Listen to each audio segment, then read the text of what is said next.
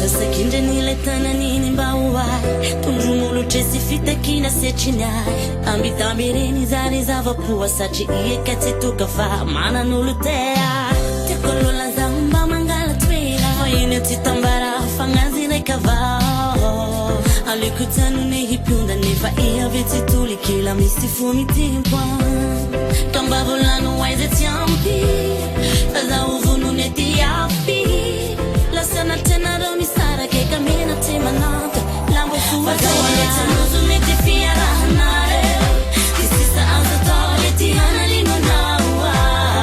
Hey, livi luma mapaman Keluma mapaman Waleta nuzu neti fia rahanare Kisisa anza tole tihana lino nawa Hey, livi luma mapaman Keluma mapaman Kifukuru ni dubu kifana utina tende Leve tupune regela kila safari Lele kovona nutilia kutivita kuteno veluma fale mapamange Sacha nozune tana rata zazala Ranu masupi faleta tui fazamanai Fazatinyafe Kamba vulanu waize tiampi Faza uvunu neti yafi Lasana tena doni sara ke kamena tema nante Lambo fuwa waleta nuzu neti fia rahanare Kisisa anza tole tihana lino nawa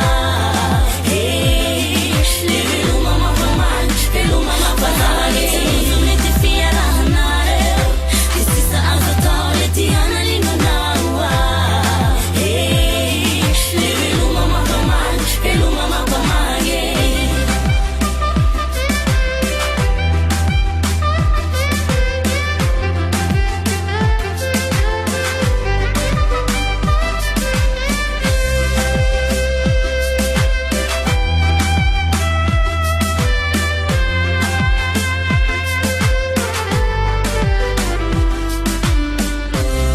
Kamba vulanu waize tiampi